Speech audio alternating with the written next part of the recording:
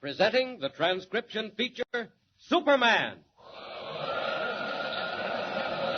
Up in the sky! Look! It's a bird! It's a plane! It's Superman! And now, Superman. When we last saw Clark Kent, he was in the midst of a baffling mystery.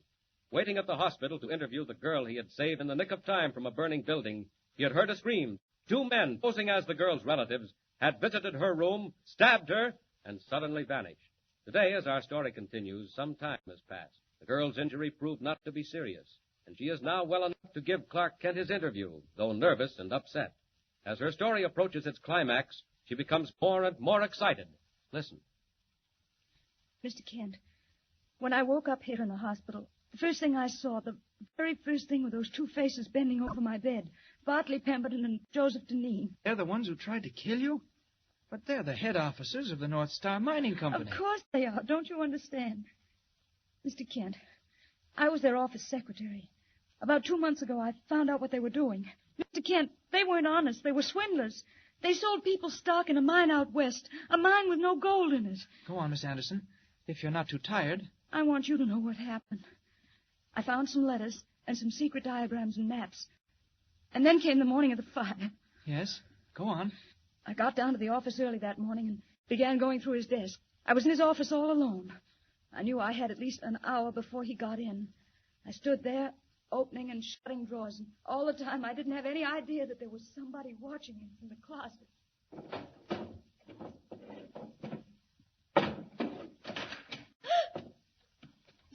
Pemberton. Have you, by any chance, been investigating the activities of the North Star Mine, Miss Anderson? Have you? All right. Since you've caught me, yes, I have. You've caught me, and I've caught you, you swindlers. Why, you Hold little... it, Joe. Now, look here, girl. What do you mean by calling us swindlers? You realize you can go to jail for that? Jail? You're a fine pair to be talking about jail. That's where you're going. I've got written proof. No, that's a lie, Miss Anderson. You have no proof. No? What about that letter you wrote a month ago to Barker out west? What about the crooked figures? What about those records you were looking for just last week? Well, what about them? I have them, that's all. Huh? Every single one of them. Where are they? Where you'll never find them, Joseph Deneen. Never in the world. Not you or anybody else. Are you sure of that, Miss Anderson? Mr. Deneen and I are very clever at finding things. You'll never find these papers. I'm the only one in the world who knows where they are. The only one, huh?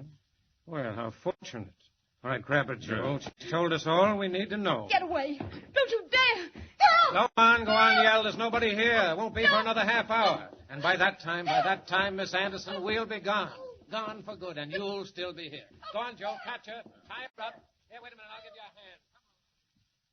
Well, I guess I was a fool, all right, Mr. Kent. I just didn't stop to think. I shouldn't have told him I was the only person who knew. Oh, Miss Anderson, those papers. Why were they so anxious to keep anyone from finding them? Mr. Kent, I don't know. Must be something more than just proof of the swindle. Miss Anderson, where did you hide them? What did you do with those maps and diagrams? My brother. He's the captain of a freight steamer, the Madison. Yes? I gave him all the papers in a package and told him to put them in the ship's safe. And that's where they are now? Does your brother know what they are? No, I didn't tell him. Oh, Mr. Kent, I can just see those two faces bending over me. I can't stand Now, it. here, please, Miss Anderson, don't. Look, here comes the nurse. Mr. Kent, I just heard from an orderly. Those men came in a car. A car? What kind of a car? A big black sedan, Yes? license 2406. 2406. So long, Miss Anderson. Where are you going? To find that car. Thanks, nurse. Mr. Kent, it's still at the parking lot. They left it there. Fine, that makes it easier. See you later.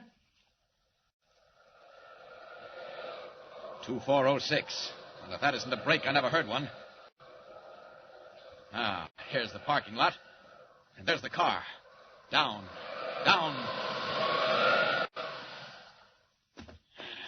Now to see what I can find. Maybe an address, records, something to tell where they are. Locked. I've got to get in. Hope nobody's looking. Now then, I'll just take a door off. That'll be quickest. Once more. Now into the glove compartment. Nothing. Nothing but guns. 2 pistols. Well, Superman can take care of those. Hey, what's that guy doing? Look! They've seen me. Got to get out of here. He's wrecked the car. He's thrown the door off. Get him! Get him! Yeah, come on, run after him, man. Let's get a hold of him. Sorry, boys, can't stay. Got to get back to my paper and write up this story as Clark Kent.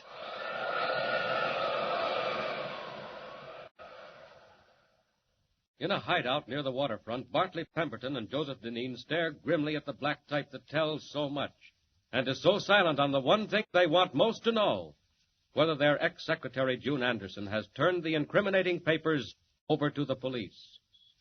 Pemberton decides to visit the Daily Planet office and learn what he can. Disguised as Dr. Ambrose, an investor in the North Star Mining Company, he pays a call on Clark Kent. Hey there, Kent. Somebody wants to see you. Huh? All right, who is he? Right this way.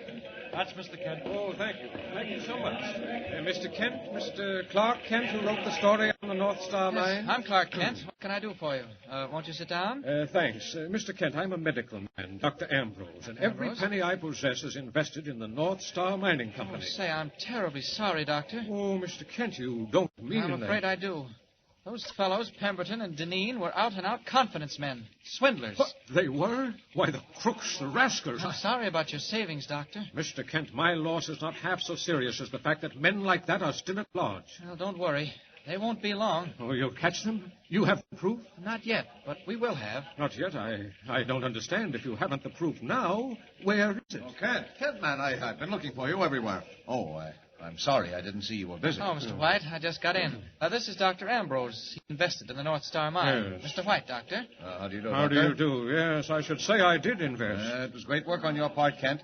I just got a call from the district attorney's office. What did they say? They checked the girl's story, and it's true. She has got a brother who's the captain of a tramp steamer, and she did give him the package of papers just before he sailed. Well, bless me, you don't mean it. Yes, isn't that something, Doctor? Where's the tramp steamer heading for, Mr. White? Well, they asked us not to print it, but she's the Madison, running south from here to Charleston. The, Madison, eh? When will it arrive in Charleston? The day after tomorrow. And the minute she docks, one of the DA's men will step aboard and pick up the package. I guess that'll put those crooks behind the bars all right when they're caught. Yes, indeed, Mr. Editor, when they're caught. Well, I'll not keep on disturbing you, gentlemen. Don't say no. I didn't mean to interrupt you and Kent. If there's anything you want to know, Dr. Ambrose... Not a why thing, Mr. Kent. I'll just run along. My business, you know.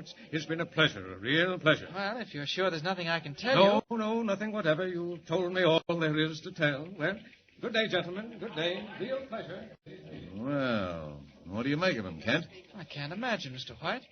He's probably worried stiff over his money. You can't blame him for that. No. Now, where are you going? Back up to the hospital. There's a whole lot more of that story. I want to talk to that Anderson girl again.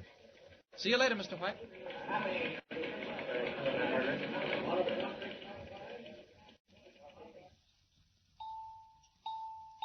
And you say you've heard from your brother? I had a wireless message. Uh-huh. The papers are all right, and he'll turn them over to the police when he docks at Charleston. Well, now all we have to do is find Deneen and Pemberton. I'll feel safer when they're caught. You and an old doctor that called on me a while ago said he'd invested heavily in the North Star Mining Company. Poor man. What was his name? Why, Ambrose, Dr. Ambrose. I don't recall any investor by that name. And all the time I was talking to Mr. White about the Madison, the doctor just stood there biting his lips and tapping his index finger on the desk as though... What? Oh, what's the matter, Miss Anderson? What did you say he did? Bit his lips and tapped with his finger? Why, yes. What's so odd about that? Nothing. Only... Mr. Kent, this old doctor, do you remember how tall he was? Sure, about half a head shorter than I am. And did his eyebrows meet in front in a straight line? Why, yes, they did. Mr. Kent, the finger that he tapped with, was there a scar on the knuckle? Did you notice that? Miss Anderson, you know him? Who was he? Oh, can't you guess, Mr. Kent? It was Bartley Pemberton, president of the North Star Mining Company. And now he knows. Bartley Pemberton?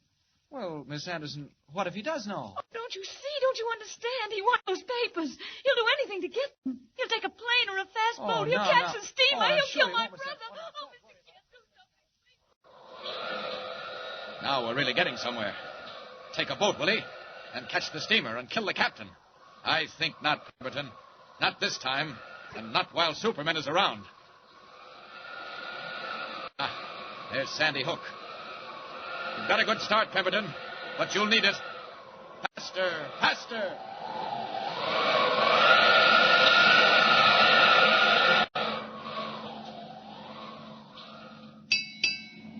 Is that the Madison? That big hulk up there ahead? That's her, boss. Go on up with her in good shape. Watch out for this wave. Art, what are you going to do? Hoist distress signals. Shoot off the rocket. Get that captain to take us aboard. And what?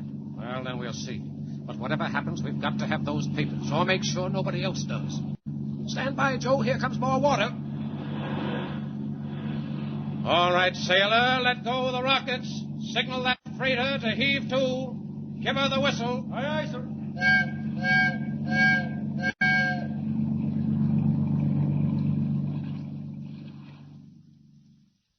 What will happen on board the Madison when Pemberton and Deneen demand the papers from Captain Anderson's safe? And when Superman comes streaking down from the northern sky in hot pursuit? Tune in next time and follow the story. Tune in with us next time and follow the exciting transcription, Superman. Up in the sky. Look! It's a bird. It's a plane. It's Superman. Superman is a copyrighted feature appearing in Action Comics magazine.